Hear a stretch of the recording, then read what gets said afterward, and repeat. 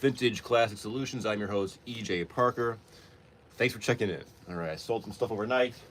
We are live in my vintage and antique store. Excuse me. It's not freezing out. The Wi-Fi's working and it's not freezing out. This is going to be a great day. Let's check the official Statue of Liberty vintage thermometer for a temperature reading. This shows 40 degrees Fahrenheit. That's celebratory.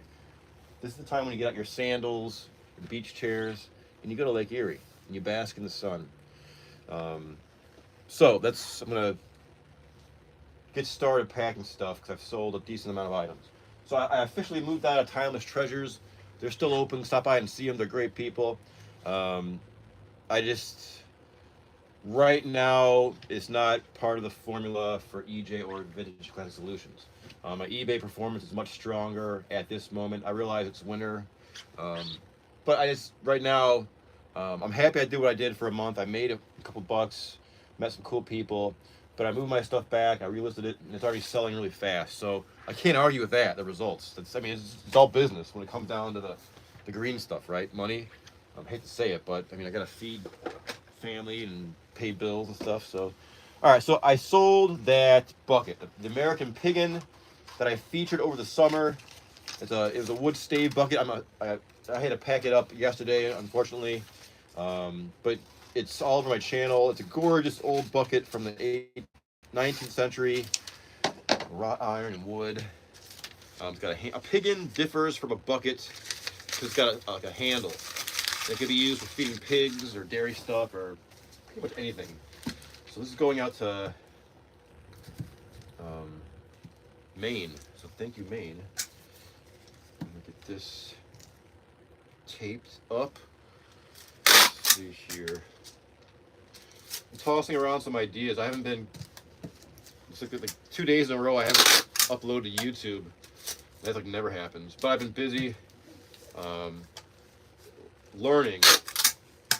It's super deep dive into the New Testament from a historical point of view and theological point of view, and then going back to the philosophers. So I'm watching all these college courses basically from Yale and Princeton, and so I'm learning a ton. And there's a lot philosophy. I took a class in college a long time ago, but I never paid attention. Then I dropped out.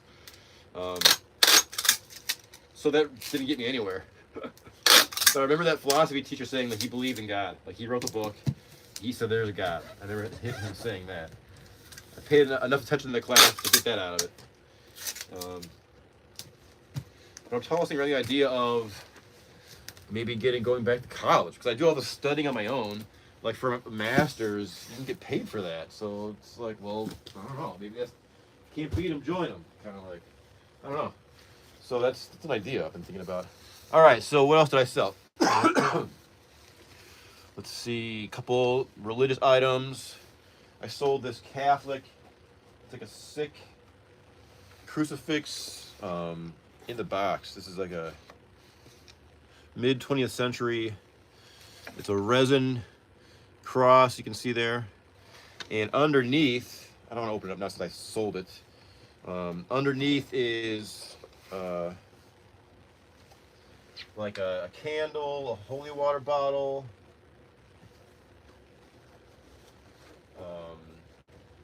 and a few other things. And it's meant for a priest when they're visiting a sick person in their parish. So that's sold. I found that, I rediscovered that. That was in my garage. I bought that a couple years ago, I think, and I tucked it away, and then I just rediscovered it. So that one I just found in my garage. How cool is that? So now I'm gonna go to box cam. I'm digging the boxes. I need to upgrade my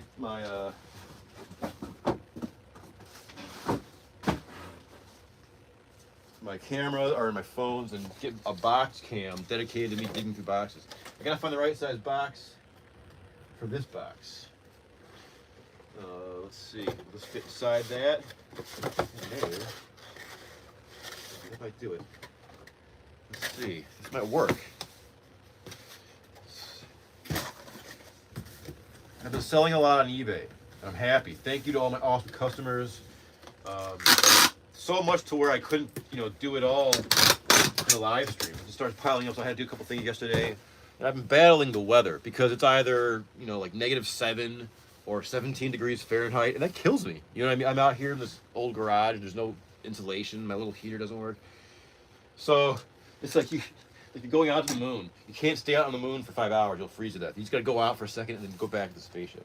So I've been like coming out here, packing one thing really quick, and then running back inside. But today it's like 40 degrees, which is a tropical heat wave here on White Sand Island, where life and all its trials and tribulations don't bother us, because we're on a White Sand Island. All right, aka Northeast Ohio. Wait, it's February. Oh, it's February. That's something else. February. All right, so I gotta focus on this. I think this box will work. Let me just get some scrap paper in there. All right. So I've been selling a lot. What's been happening is this: I've been taking the things out of the antique store and then putting them back in my eBay store, and that generates interest, which translates to sales. So that's been cool. I've been going out and finding a lot of Bible. I always sell religious spirituality things are always good sellers. Always. And I sell Bibles. I've been focusing on that a little bit more because Bibles are kind of easy to find. You gotta go to the book section of your antique store or thrift store, and then just look for a Bible. Seems like Goodwill, they must sell their Bibles out like on their website, because Goodwill never has Bibles. But other thrift stores, you can find some beautiful old ones. On eBay, you can find some, and I've been trying to price them. I'm an antique dealer that also collects books, so I'm screwed, right? Or my bank account's screwed. My heart's full of joy and knowledge, but my bank account's sad because it's full of nothing. But what you gonna do? Thanks for checking in, by the way. I'm your host, EJ Parker. We are live, Vintage Classic Solutions. Please subscribe if you haven't already. I try to go live every day. Past couple days I have not. Laminar Flow, my awesome mods, like, where you been? And I'm like, uh-oh. The Laminar Flow keeping me on the ball. So I'm just gonna reinforce a few of the sides with cardboard, just so the item doesn't move around in transit. Let's see here. Man, some of this philosophy, there are some, there's mediocrity everywhere. There's mediocrity everywhere. Hello. Work hard, that's right. Good morning. So this now is packed inside like that.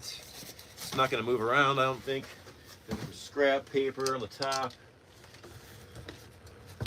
So I think there's mediocrity everywhere in our lives, right? In popular culture and music and education and the universities around us. There's some good teachers, but there's a lot more mediocre ones.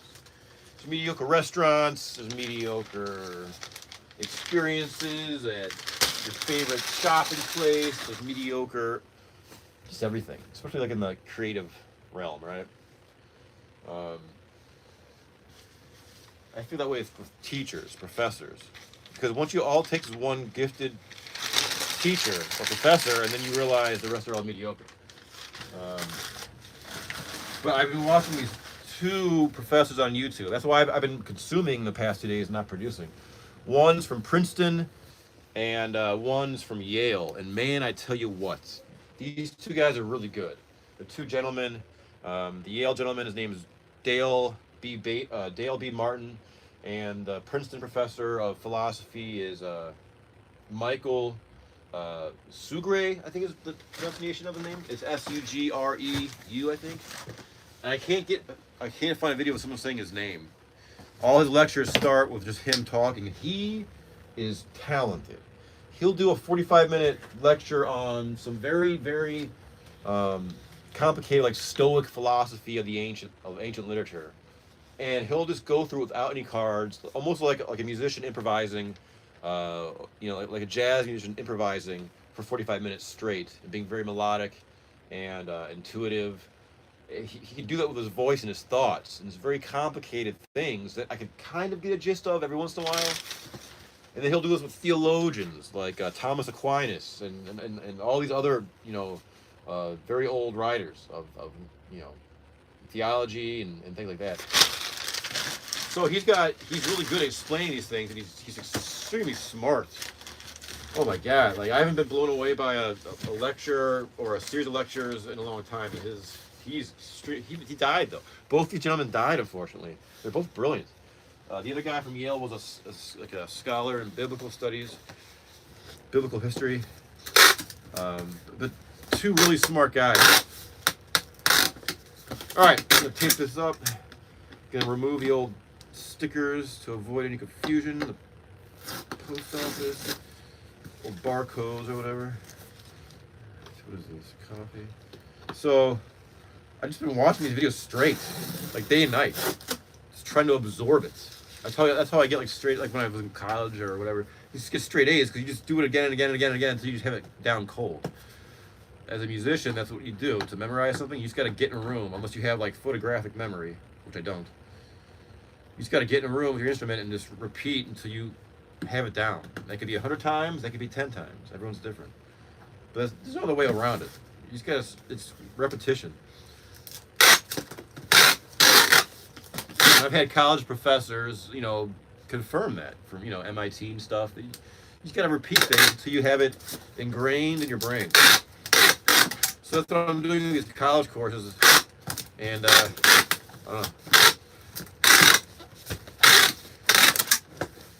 But it's inspired me. So I'm like, well, if I can grasp these, Yale, Princeton one's more difficult, of course. But if I can grasp these courses, then I can probably just get like another degree at some local college around me and make a few bucks for like a master's program. But I gotta look into that. I'm gonna jump into that. But that's a good like side income, I guess, right? Study theology for a master's and get some stipend. I gotta make sure I put the right label on this. All right, so this is going to Washington, D.C. Thank you, Washington, D.C., for your purchase. All right. Get this label on.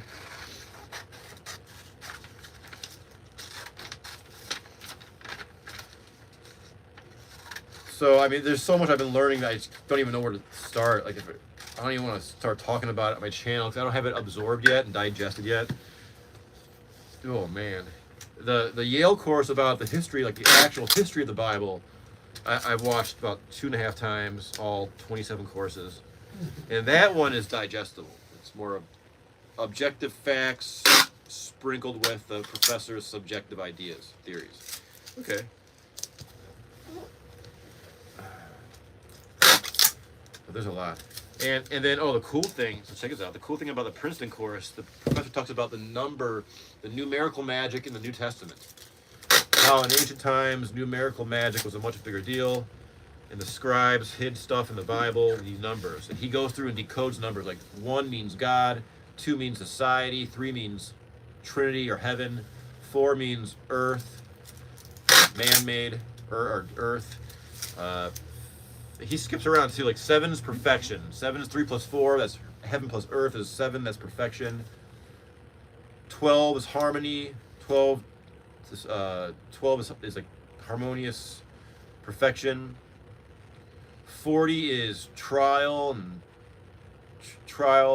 what else is it? A testing period. And the most mysterious number in the Bible that this professor said is the number 153. And it appears at the end of, I don't want to screw this up because this is what happens when I try to rattle off new information. I think it's the end of, I don't have my Bible out here, the Luke or John. And it's towards the end, Christ is risen, he's on the beach, and disciples are on a boat in the sea fishing, they catch nothing, and they see the resurrected Christ on the beach. He calls them in, he's got fish and bread on a fire for them for breakfast. And Jesus asked them, how much fish did you catch? They said, nothing.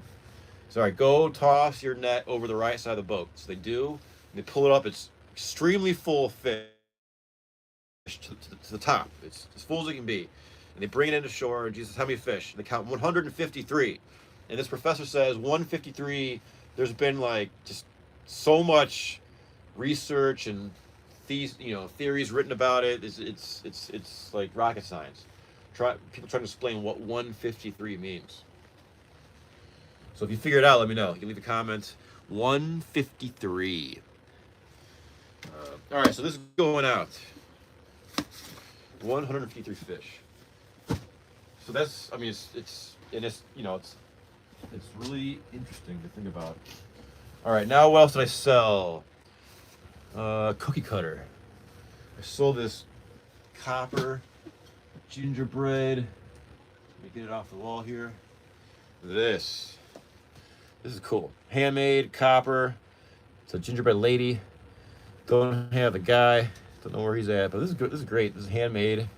That'd be a nice sized cookie, right? It's a decent sized gingerbread cookie. Gingerbread's great. All right, let me find a box. Back to box cam. Let me see. This might be a quick. Wow, I've been lucky with boxes today. This is like 2 for 2. Just the first box I grabbed fits the item I have in my hand. That's a big deal to me. Things like that. You gotta celebrate the small wins, right? And then I'm researching like just graduate, a few like graduate programs in my area, and maybe I'll do like theology. I like how it's subjective yet objective. If that makes sense. The subject matter. All right, I gotta focus. And then, I was reading what you gotta do. You gotta have you gotta write something like why you want to go there. That's not hard for me. I like to write. And then you gotta have like a resume. And I've been doing this what you see for the past 4.5 years. So, and then you gotta have like a letter of recommendation too. And I'm like, wait a minute, my company is just me. So I gotta maybe I'll get one of my subscribers on my YouTube channel to write a letter of recommendation for me to why I should go to college. The advantage of having subscribers. Come on, it's really interactive, right? You can help control my future. You know, if you write a really lousy, like, yeah, EJ, I don't know, how much of his heart's in it. You know what I mean? You can like dictate like my future. Like, no, you deny. You know, the author of that recommendation letter, I could tell, you know, EJ's heart's not in it. You're gonna deny this guy. So the power could be in your hands of my future. How interactive is that? Now I'm gonna just put this vintage copper gingerbread cutter with some cardboard around it so it doesn't rattle about. All right. Everybody's getting like sick. Like there's like, I don't know, like everyone's got the flu or whatever around me. So I'm worried. I'm a one-man band, and when I get sick, I can't do anything. Can't do my eBay, can't do YouTube, can't go out and find treasure. It's like, ugh. I don't know what to do about that. I have nothing to do about it. All right, I gotta find more scrap paper. I gotta get more scrap paper.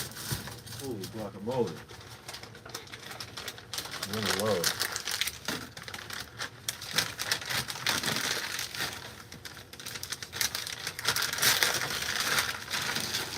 But yeah, honestly, these college courses have me so overwhelmed, I don't even know where to start. It's like, oh my gosh. I've been blasting myself with like just pretty in-depth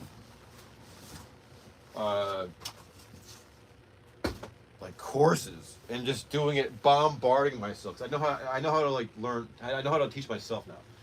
You gotta blast yourself in the face with it, and just relentlessly don't give up with the subject matter.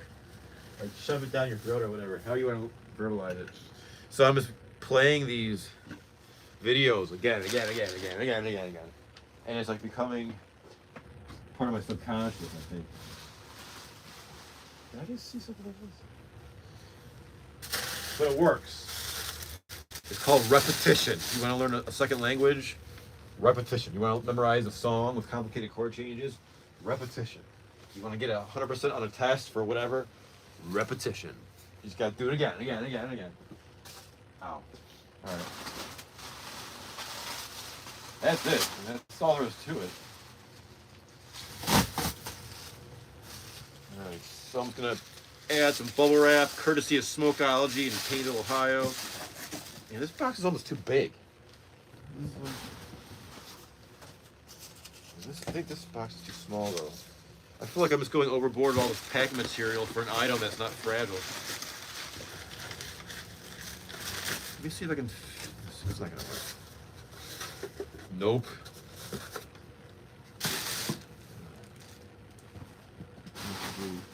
box cam.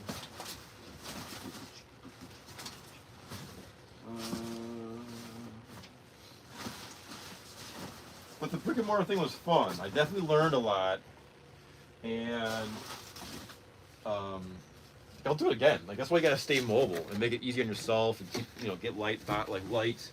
Um, this one's smaller. I think the box is too big. It is too big. It's gonna be too big. Yeah, I got a better box. Like it's all about foot traffic. If the place you're looking at's got a lot of people coming in, then you'll be all right. But if it's just like a slow zone of economic activity for whatever reason, a shopping mall, plaza, or low traffic road, you gotta think about that. And I didn't really realize that until I actually became a dealer in a shop. I always go to antique stores as a buyer, the shopper and picker, and I'm in and I'm out. And I'm focused on finding stuff. But when you set up shop somewhere, then and you spend time in there and you see the books, and you're like, oh, it's a different aspect, right? That's when eBay just wins, because you can just, if there's no one walking into the store, I said it before and I'll say it again, you could give away the real Mona Lisa, no one's gonna take it because there's no one there. eBay's different. People are waiting and watching for something. And if you have that thing they're waiting and watching for and you list it, they'll buy it in 10 minutes and then or in one day. And that's it. So you can't argue with those results. On eBay, I price things to sell. And that's been my formula for success for the past almost 5 years. There's slow times and there's busy times. Coming out of a slow time, probably from my own doing though. Last year I was just in a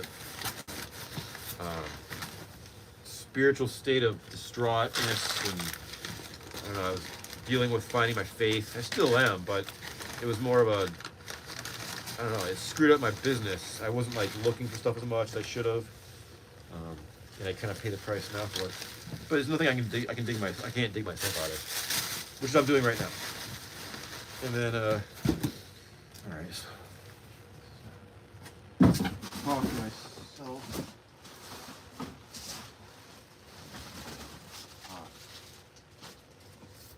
Got a lot of random pieces of styrofoam. I'm gonna use that. All right, that works.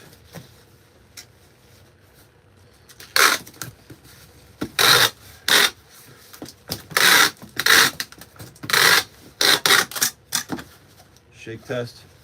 Sounds pretty good.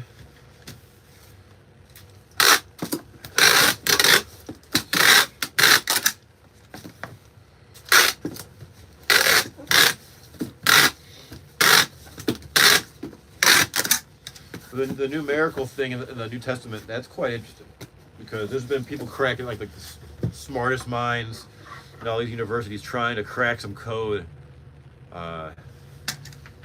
Cookie cutters going out to Michigan. Thank you, Michigan. Trying to crack some biblical code, the numbers, and I don't know. But this professor of Princeton said one thing, and I'll share it with you that I remember. He says every number in like he's talking about the New Testament specifically. Every number in the New Testament has a specific meaning. He said it's all harmony. It's all music. There's no waste. Meaning, every number in the Bible or the New Testament has a meaning, a specific like next level meaning. He says there's no throwaway number. Like there's no like two fish. Oh, just two for the sake of two. He says everything has a very specific meaning in the Bible, the New Testament, with numbers. Everything. So that's like enticing. Like, ooh, you feel like you're gonna find some mysterious, mystical, ancient knowledge, right? Sacred ancient knowledge. But I don't know. So that was interesting. Every number has a deep meaning in the Bible. Every number, he says. Every number. He says reread it, until you die. You still won't figure it out. That's what he says. Sounds like a fun challenge. All right, so the next thing is item right actually behind you. All right, we sold a vintage crucifix. This is a gorgeous wood cross with the cast metal Jesus Christ painted white. Very simple and beautiful. Let me get a box for that. I just had a box for that. Where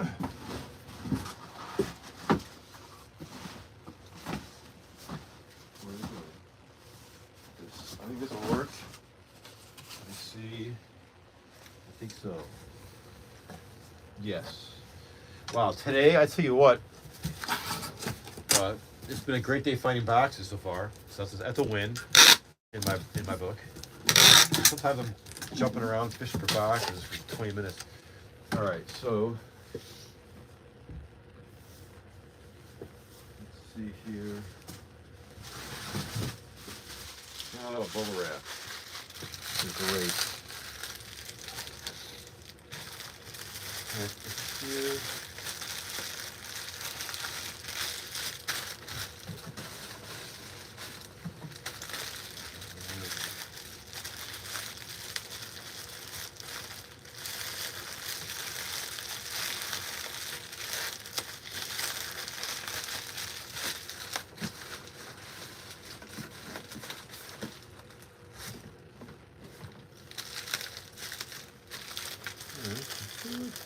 Okay. I find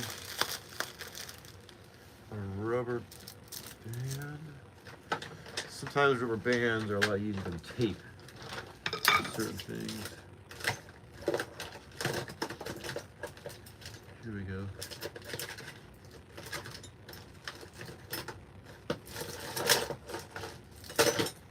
All right. Rubber band. I think it's gonna fit in here. Seems good.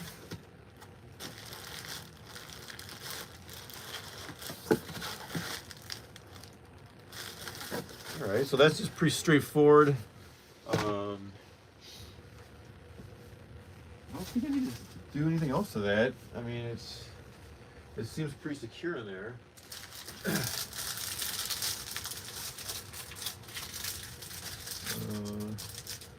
But I always want to be safe, more safe than sorry. Add a little bit of tissue paper, and then that's good to go out. And then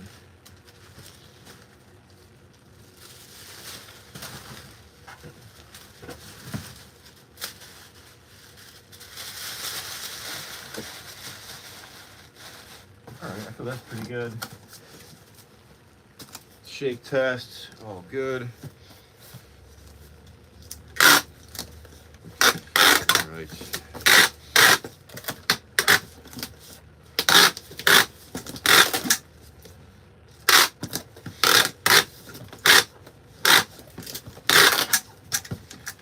Cool, and then this is going to Oakland, California. Thank you, California. I sell a lot to California. I have a lot of great customers out in Cali, so thank you, Cali.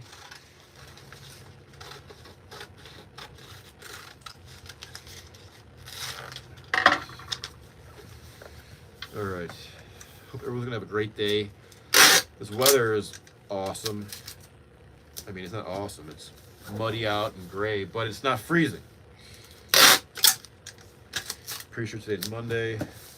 I can't believe it's February. But that's good. January always bugs me for some reason. I always have a hard time with January. All right. We'll give February a shot.